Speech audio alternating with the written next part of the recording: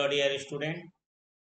CGBSE Chhattisgarh board कक्षा 10वीं के सामाजिक विज्ञान विषय में जो विगत 6 वर्षों में जितने भी हमारे बोर्ड द्वारा परीक्षा हुए हैं, उस परीक्षा के प्रश्न पत्रों में विभिन्न प्रकार के सेट आते हैं, जैसे ABC। उस सेट्स में विभिन्न प्रकार के क्वेश्चन मिलते हैं। जैसे कि हमारा आएगा, सबसे पहले बहुविकल्पीय रहता है, खाली स्थान भरो, उचित संबंध या सत्य असत्य, 2, 3, 4, 5 और 6 अंक वाले प्रश्न रहते हैं। आज के इस वीडियो में हम 2 अंक वाले प्रश्न का पहला भाग करने जा रहे हैं, ठीक है। और धीरे से सभी के धीरे धीरे प्रश्नोत्तर, सही जोड़ी, खाली स्थान, सत्य सत्य, बहुविकल्प सब आएगा। चैनल को लाइक शेयर और सब्सक्राइब कर लीजिए और बेल आइकन नोटिफिकेशन ऑन कर लीजिए और पूरा वीडियो को देखिए। और ये वीडियो आपको क्या बेनिफिट दे रहा है, बिल्कुल अंत में कमेंट बॉक्स में जरूर लिखिए। चलिए शुरू करते हैं आज के इस वीडियो की, जो कि हमारा 2 अंक वाले प्रश्न है। 2 अंक वाले प्रश्न काफी मात्रा में है। ये आपका एक भाग हो सकता है या 2 भाग हो सकता है, ठीक है, अधिक भी हो सकता है, क्योंकि इस समय को देखते हुए ज्यादा लंबा वीडियो हम नहीं बनाएंगे। चलिए शुरुआत करते हैं। अगर अगला भाग बनेगा तो उसके बारे में आपको बता दिया जाएगा। सबसे पहला है हमारे पास, एंडोसल्फान क्या है। प्रश्न आया है 2 नंबर के लिए। तो यहाँ पर लिखा है कि एंडोसल्फान का एक प्रतिबंधित क्या है, कीटनाशक एवं एकारिसाइड है, ठीक है। कीटनाशक है, प्रतिबंधित है, जो कीटों को नियंत्रित करने के लिए उपयोग किया जाता है। 2 नंबर में इतना ही लिख लेना है। ये जो कुछ अलग से बातें हैं वो मैंने आपकी जानकारी के लिए है, समझ रहे बात को। तो 2 नंबर के हिसाब से आपका 30 शब्दों में जो होना चाहिए उतना में आप लिख लेना, 30 शब्दों में, ठीक है। चलिए अब इसमें और कुछ जोड़ के है, विशेषकर कृषि भूमि में। यह इसके बारे में फिर क्या है, उसके विशेषता बताया है। यह क्रिस्टलीय ठोस पदार्थ होता है, तारपीन जैसा गंध से आता है। 2015 में भारत में इसके उत्पादन, बिक्री और उपयोग पर सुप्रीम कोर्ट ने प्रतिबंध लगा दिया था, क्योंकि यह मानव स्वास्थ्य और पर्यावरण के लिए हानिकारक है। इसके प्रभाव स्वास्थ्य समस्याएं एवं न्यूरोटॉक्सिक प्रभावित हो सकते हैं। ये मैंने आपके लिए पूरा डिटेल में बना दिया है। आपको 2 नंबर के लायक इसमें से जो जो इंपॉर्टेंट लगेगा आप लिख सकते हैं। ये 2 लाइन लिखेंगे तो आपका 2 नंबर के लायक हो गया। स्पष्ट हो गया बात, बिल्कुल पूरी जानकारी दी जाएगी, है ना। पूरी उसके बारे में व्याख्या की जाएगी, आपको उसको कहाँ तक लिखना है बता भी दिया जाएगा। चलिए देखिए, इसमें लिखा है, बैंकों में ग्राहकों के पैसे किन किन खातों में जमा होते हैं। देखो भैया, इतना लंबा चौड़ा देख के घबराना नहीं है, केवल बैंक का नाम लिखना है। बैंक को खाता है, ये देखो बचत खाता, फिर है चालू खाता, ठीक है, फिर है उसके बाद वेतन खाता, उसके बाद सावधि जमा खाता, उसके बाद आवर्ती जमा खाता, और उसके बाद है हमारे पास NRI खाता। उसकी विशेषता मैंने आपकी जानकारी के लिए ली गई है। 2 नंबर का प्रश्न अगर 3 नंबर होता तो ऐसा लिखते लंबा, ठीक है। तो 2-3 कवर हो रहा है, ये समझिए जानकारी मिल रही है आपको।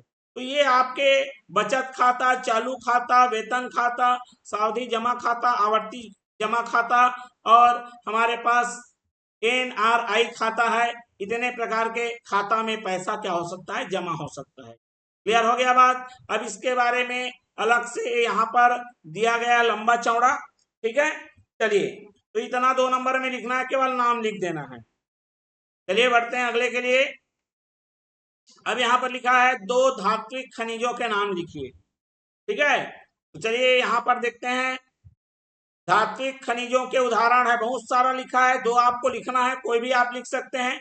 क्या होता है, कई बार नाम याद नहीं आते रहता, एक से ज्यादा आप 2 से ज्यादा याद रखे रहेंगे, तो कोई भी आप लिख सकते हैं, ठीक है। देखो इसमें लिया है, लोहा है, कॉपर है, एल्यूमिनियम है, सोना है, चांदी है, ये सब धात्विक खनिज हैं, ठीक है। इसमें आप कोई भी दो दो पूछेगा, 2 क्या पता 3 पूछ दे, अब 2 याद किए रहो गड़बड़ा जाएगा, ठीक है। चलिए तो फिर बढ़ते हैं अगले के लिए। मैं कुछ अतिरिक्त जानकारी लेकर यहाँ पर उपस्थित हो चुका हूँ, ठीक है। जितनी आपको लगे कि जरूरत के हिसाब से आप उसे संक्षिप्तीकरण या विस्तार कर सकते हैं। अब देखिए, आयात कर और निर्यात कर में अंतर लिखिए, ठीक है। चलिए इसका अंतर देखते हैं।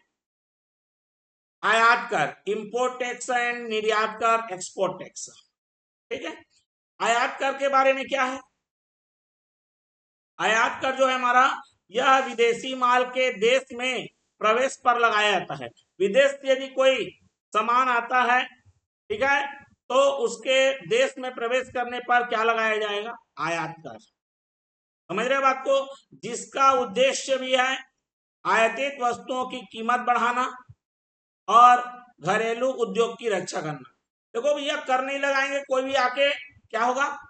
आपको माल बेच देगा, अपना अपना देश का माल नहीं बिकेगा, ठीक है। तो कर लगाया जाएगा ताकि लोग यहाँ आने से कतराएं, ठीक है। चलिए उसके बाद देखो, मतलब देखो, आदान प्रदान होना चाहिए, आयात निर्यात होना चाहिए, लेकिन कोई भी अपना माल एक छत्र राज करके ना बेच दे, इसलिए है, ठीक है। उससे क्या है, हमारे जो देश का, ठीक है, जो सामान है उसके बिक्री में कमी आ जाएगी। चलिए देखिए, निर्यात कर। निर्यात कर क्या है? यह देश से बाहर भेजे जाने वाले माल पर लगता है, जिसका उद्देश्य निर्यात को नियंत्रित करना और राजस्व अर्जित करना है। देखो, सबको हम बाहर एक्सपोर्ट कर देंगे तो देश के लिए क्या बचेगा, ठीक है। इस पर भी क्या लगता है? टैक्स लगेगा। बन गया। चलिए आगे बढ़ते हैं। शीत युद्ध किन दो देशों के मध्य हुआ था? तो ये हमारा जो शीत युद्ध है, मुख्य रूप से संयुक्त राज्य अमेरिका और सोवियत संघ के बीच हुआ था। इतना लिख देंगे आप तो आपको मिलेगा। अब इसमें थोड़ी सी जानकारी दे देता हूं। ये युद्ध है 1947 से 91 तक चला। इसमें दोनों देशों के बीच राजनीतिक, सैन्य और आर्थिक संघर्ष था। हालांकि यह सीधे सैन्य युद्ध के रूप में नहीं था, ठीक है। सीधा सीधा सैनिक लड़ाई नहीं कर रहे थे, ठीक है। कुछ संघर्षों, आर्थिक संघर्ष, सैन्य, राजनीतिक मुद्दे, इन पर था। चलिए तो बढ़ते हैं अगले के लिए। गांव के विकास के लिए दो लक्ष्य लिखिए। चलिए, दो लक्ष्य लिखना है हमको। तो देखो, यहाँ पर बहुत सारी चीजें हैं जिसको मैं लेके आया हूं। जो पॉइंट आपको स्मरण रहेगा वो आप लिखेंगे। दो बोलेगा तो दो, तीन बोलेगा तीन, चार बोलेगा चार, ठीक है। सबसे पहला है तो शिक्षा सुविधाओं में सुधार। स्कूल में, गांव में स्कूल होना चाहिए, शिक्षा संस्थान गुणवत्ता वाले होने चाहिए और पहुंच को बेहतर बनाना। दूसरा है स्वास्थ्य, ठीक है, हॉस्पिटल वगैरह होना चाहिए। स्वास्थ्य सेवाओं में वृद्धि, प्राथमिक स्वास्थ्य केंद्रों और अस्पतालों को सुदृढ़ करना और ग्रामीणों को बेहतर स्वास्थ्य सुविधाएं उपलब्ध कराना, ठीक है। ये गांव के विकास के दो लक्ष्य हैं, ठीक है। और भी है बहुत सारे, मैं लिख दिया हूं, आपको जो याद आएगा वो लिखेंगे। उसके बाद है हमारे पास बुनियादी ढांचे का उन्नयन, ठीक है। जो हमारी जरूरतें हैं, बेसिक जरूरतें हैं, जैसे सड़क, बिजली, पानी, संचार सेवा आजकल स्पष्ट है। उसके बाद है टिकाऊ कृषि को बढ़ावा देना, पर्यावरण फ्रेंडली, है ना, इको फ्रेंडली बोलते हैं, खेती और उन्नत कृषि तकनीक को क्या करना है? बढ़ावा देना है। स्थानीय आर्थिक विकास को बढ़ावा देना, छोटे उद्योग और हस्तशिल्प और स्थानीय व्यवसायों को प्रोत्साहित करके रोजगार क्या करना है? सृजन कराना है। अगर ये सब करेंगे तब गांव का क्या होगा? विकास होगा, ठीक है। ये इन लक्ष्यों में से आप कोई भी, मैंने 4-5 लक्ष्य बता दिए, आपको कोई भी जो उचित लगे आप लिख सकते हैं। उसके पश्चात है किसी गांव के गरीबों के हित की व्यवस्था के लिए किए जाने वाले दो कार्य लिखिए। अब देखो, गांव के गरीबों के हित की व्यवस्था के लिए किए जाने वाले दो कार्य हैं, ठीक। गरीबों के लिए सामाजिक सुरक्षा योजनाएं, उसका मतलब दो लिखोगे, पॉइंट टू पॉइंट बस लिखोगे। शैक्षिक और रोजगार अवसर को प्रावधान, ये दो ही पॉइंट लिख दोगे तो भी आपको 2 नंबर देगा। लेकिन उसको थोड़ा अगर 3 नंबर में आ जाएगा यही प्रश्न, कैसे विस्तृत पूर्वक उसका वर्णन करेंगे। तो देखो, यह गरीबों के लिए सामाजिक सुरक्षा योजना, जैसे स्वास्थ्य बीमा, वृद्धा पेंशन, राशन की योजनाओं का क्रियान्वयन ताकि गरीबों को बुनियादी जीवन सुविधाएं मिल सके। ठीक है। उसके पश्चात है शैक्षिक और रोजगारों के अवसर का प्रावधान। गरीब बच्चों के लिए निःशुल्क शिक्षा, युवाओं के लिए रोजगार प्रशिक्षण कार्यक्रमों का आयोजन ताकि वे आत्मनिर्भर बन सके। ये डिटेलाइजेशन है उसका। ठीक है, विस्तार है। चलिए तो बढ़ते हैं अगले के लिए। भारत के 2 औद्योगिक प्रदेश के नाम लिखिए।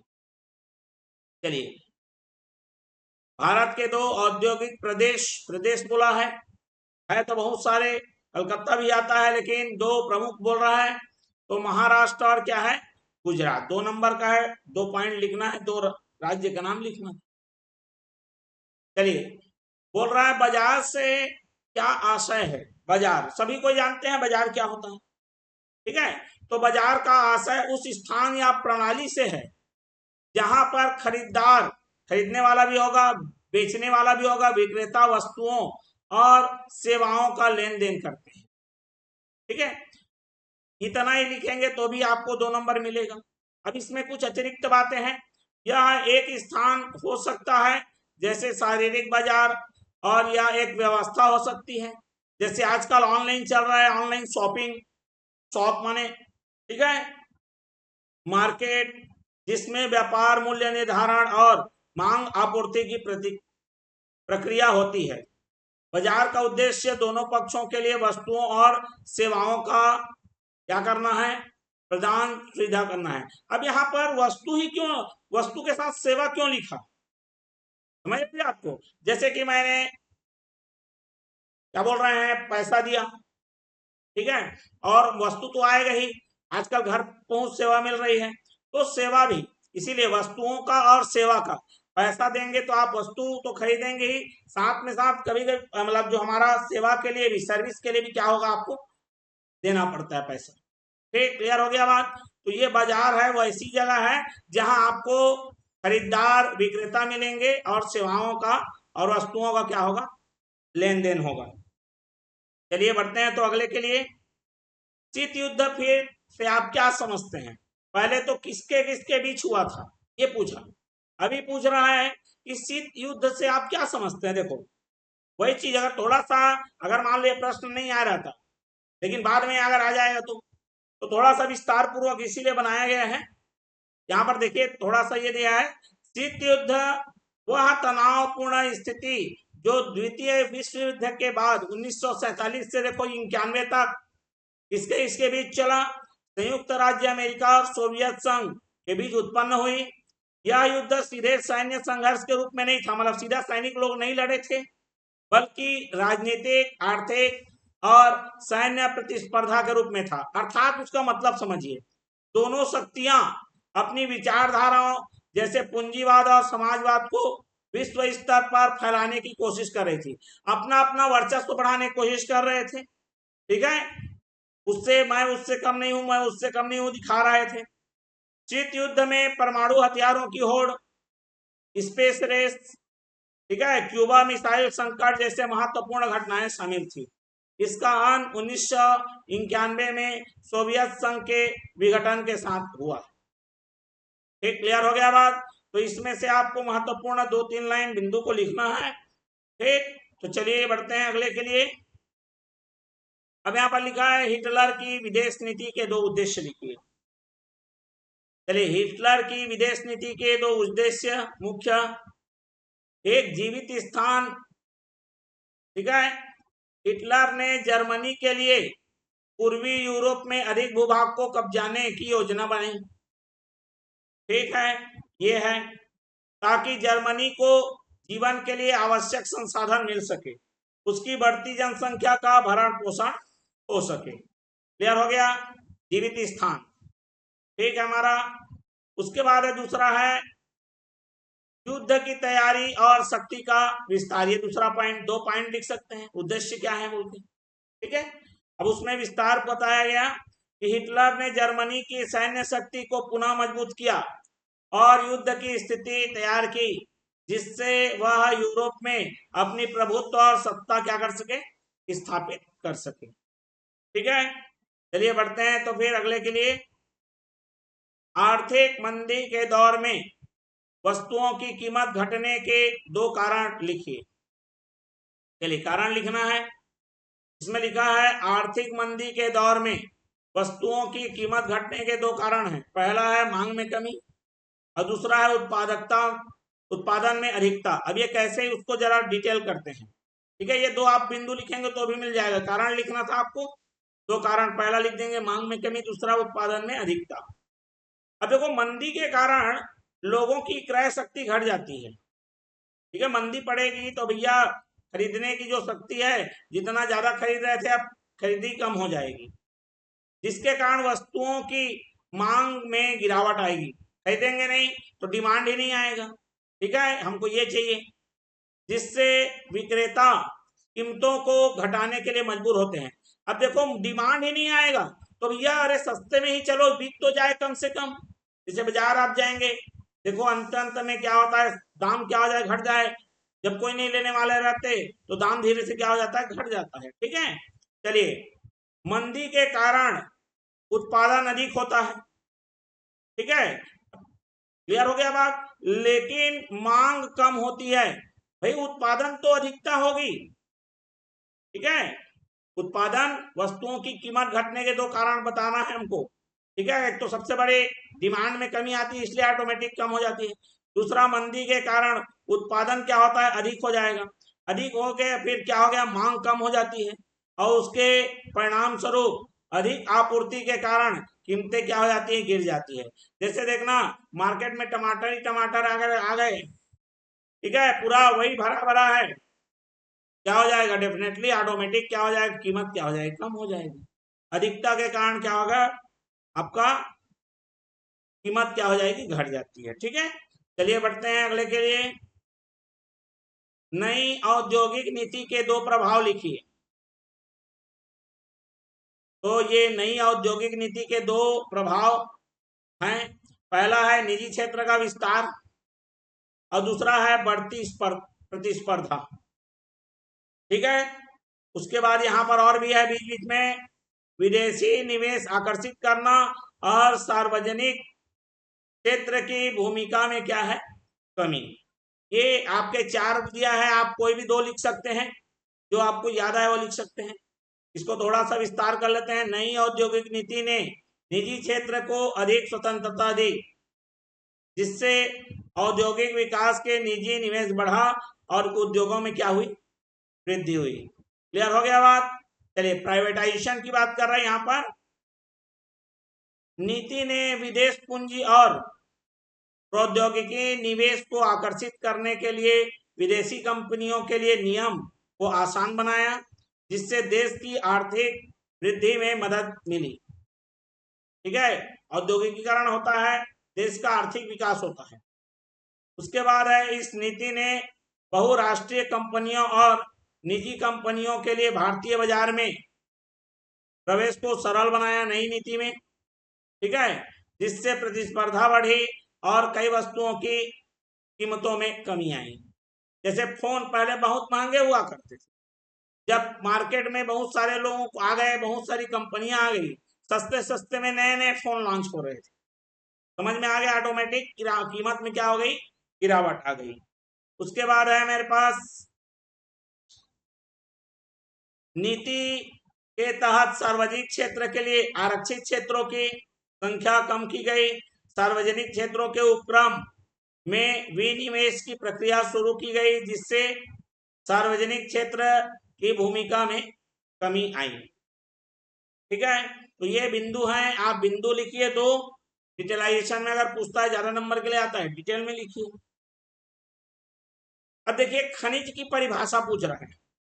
खनिज की परिभाषा क्या होगी, खनिज क्या है, एक प्राकृतिक रूप से उत्पन्न होने वाली ठोस पदार्थ है जो पृथ्वी की सतह या नीचे स्थित है। सतह पर भी हो सकता है, भूपरपटी पर, या फिर अंदर में खोदने पर मिलेगा।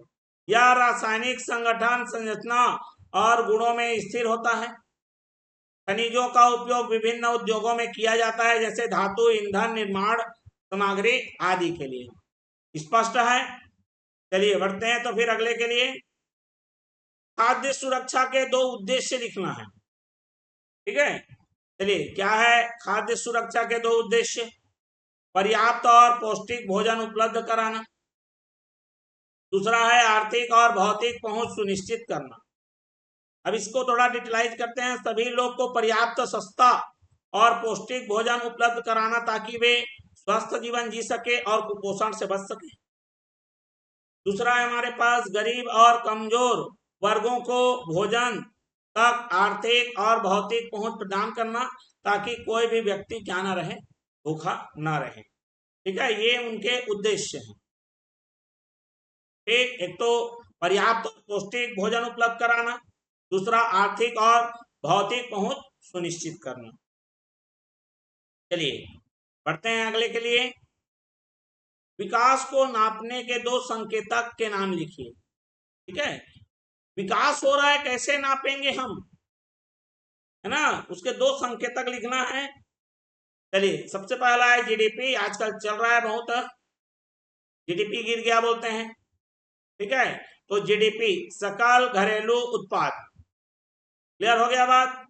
चलिए, यह किसी देश की कुल आर्थिक गतिविधियों का योग है।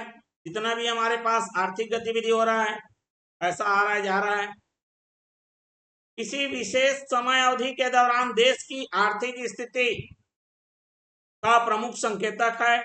इसका उपयोग देश के आर्थिक विकास को मापने के लिए किया जाता है। ठीक। दूसरा है हमारे पास मानव विकास सूचकांक, HDI। यह जीवन प्रत्याशा, शिक्षा स्तर और प्रति व्यक्ति आय के आधार पर मापा जाता है। यह विकास को के सामाजिक और मानवीय पहलुओं को परखने का एक क्या है, तरीका है।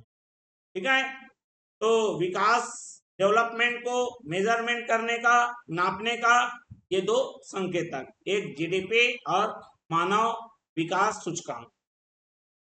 चलिए बढ़ते हैं अगले के लिए। धुरी राष्ट्र में जर्मनी के साथ सम्मिलित दो देशों के नाम लिखिए। केवल दो देश का नाम लिखना है, 2 नंबर। तो धुरी राष्ट्र में जर्मनी के साथ सम्मिलित देशों के नाम है, एक इटली और दूसरा है जापान। ठीक, चलिए बढ़ते हैं। मुसोलिनी के पार्टी का नाम लिखिए।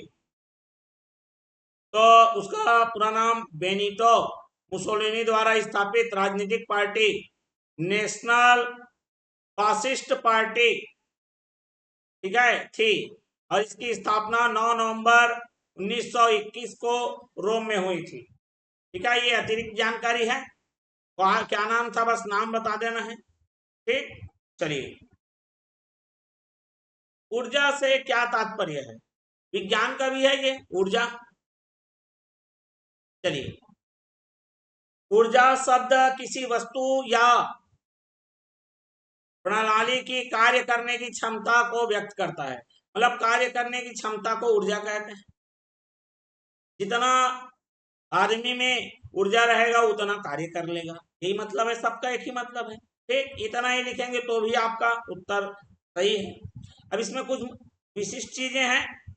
यह विभिन्न रूपों में मौजूद हो सकती है। ठीक है, जैसे रासायनिक ऊर्जा, प्रकाश ऊर्जा, विद्युत ऊर्जा, ऊष्मीय ऊर्जा, यांत्रिक ऊर्जा। ऊर्जा का रूप क्या होता है? ऊर्जा नष्ट नहीं होती है, ना तो उत्पन्न होती है, वह एक रूप से दूसरे रूप में क्या किया जाता है? परिवर्तित किया जाता है। इसके साथ ही इसकी एसआई इकाई, ठीक है, क्या होती है? जूल होती है। तो कई जानकारियां इसके साथ सम्मिलित हैं। आप 2 पॉइंट लिखेंगे तो भी चल जाएगा। क्लियर हो गया बात? पहले 2 लाइन लिखेंगे तो भी क्या हो जाएगा आपका, चल जाएगा 2 नंबर के लिए। विस्तार इसलिए बता रहे हैं क्योंकि आपको कोई ना कोई तो पॉइंट याद रहेगा। बिल्कुल, चलिए देखो, ये देखो, संतुलित आहार हमारे लिए आवश्यक है। इसके 2 कारण लिखिए। ठीक है, संतुलित आहार, इसके 2 कारण लिखना है। कारण, चलिए लिखा है, संतुलित आहार हमारे शरीर के लिए आवश्यक है। इसके 2 कारण हैं। क्या कारण है? पहला देख लीजिए, बिंदु लिखेंगे तो भी चल जाएगा। स्वस्थ शरीर और मानसिक स्थिति को बनाए रखना, शरीर को स्वस्थ और मन स्थिति को बनाए रखना है। ठीक है, दूसरा है रोग प्रतिकारक क्षमता बढ़ाना, हमारा जो रोग को लड़ने की जो शक्ति है, क्षमता है, उसको क्या करना है, बढ़ाने के लिए हमको क्या लेना पड़ेगा, संतुलित आहार लेना पड़ेगा, सभी पोषक तत्व लेने पड़ेंगे। ठीक है, अब यहाँ पर लिखा है संतुलित आहार हमारे शरीर को आवश्यक पोषक तत्व, ठीक है, विटामिन, खनिज, ऊर्जा क्या करेगा, प्रदान करेगा, जो हमको शारीरिक और मानसिक रूप से स्वस्थ और मजबूती प्रदान करेगा। दूसरा है संतुलित आहार हमारे जो शरीर के रोगों से लड़ने की क्या बढ़ाएगा, क्षमता बढ़ाएगा, रोग प्रतिरोधक क्षमता बढ़ाएगा, जिससे हम संक्रमण और क्या कर सकते हैं, बीमारियों से बच सकते हैं। क्लियर हो गया? चलिए तो बढ़ते हैं। अब देखिए विकास से आप क्या समझते, देखो वहां पर क्या बोला था, विकास के दो संकेतक, और यहां पर क्या बोल रहे हैं, विकास से क्या समझते हैं, कैसे पता चलेगा कि विकास हो रहा है। विकास से तात्पर्य देख लीजिए, जीवन के विभिन्न क्षेत्रों में हमारी सुधार, प्रगति और उन्नति है, इतना लिखेंगे तो भी चल जाएगा। ठीक है, विकास का मतलब ही है सुधार, प्रगति, उन्नति। यह न केवल आर्थिक दृष्टि से, केवल पैसे की दृष्टि से नहीं, बल्कि सामाजिक और राजनीतिक, सांस्कृतिक, पर्यावरणीय पहलू में भी सुधार को दर्शाता है। मतलब आपका जो विकास कई क्षेत्रों में हो सकता है। विकास का उद्देश्य जीवन स्तर को बेहतर बनाना, लोगों की जीवन गुणवत्ता में सुधार करना, समानता बढ़ाना और स्थायी प्रगति क्या करना है, सुनिश्चित करना है। क्लियर हो गया बात? चलिए बढ़ते हैं अगले के लिए। लिखा है इसमें फसल चक्र किसे कहते हैं। ठीक है, फसल चक्र, फसल चक्र से आपका तात्पर्य पूछा है। देखिए फसल चक्र, फसल चक्र हमारा है उसे कहते हैं जब एक ही खेत पर अलग अलग प्रकार के फसलों को निश्चित क्रम में उगाया जाता है। ठीक है, इसका उद्देश्य भूमि की उपजाऊ शक्ति को बनाए रखना, उद्देश्य पूछा नहीं है लेकिन बता रहे हैं। ठीक है, अतिरिक्त जानकारी, मिट्टी की गुणवत्ता सुधारना और कीट व रोगों को क्या करना है, नियंत्रित करना है। ठीक है, मतलब एक ही भूमि पर कभी चावल लगा लिए, चावल के बाद चावल के सीजन के बाद उसी में क्या लगा लिए, चना लगा लिए, उसी में गेहूं लगा लिए, ठीक है, उसी में कुछ और लगा लिए, कपास लगा लिए। तो एक ही हमारे खेत में या एक ही भूमि पर अलग अलग प्रकार के फसलों को क्या करना है, क्रम से क्रमबद्ध उगाना है। ठीक है, इसी को हम क्या कहते हैं, फसल चक्र। जैसे यहाँ पर लिखा है उदाहरण स्वरूप, एक वर्ष में गेहूं, अगले वर्ष दाल, फिर सब्जियां, इस तरह से। इससे फायदा ये होता है कि मिट्टी की उर्वरा शक्ति बढ़ जाती है। ठीक है, उसके बाद क्या होगा, रोग प्रतिरोधक क्षमता भी क्या होती है, बढ़ जाती है, मिट्टी की गुणवत्ता बढ़ जाती है। स्पष्ट है? चलिए बढ़ते हैं तो फिर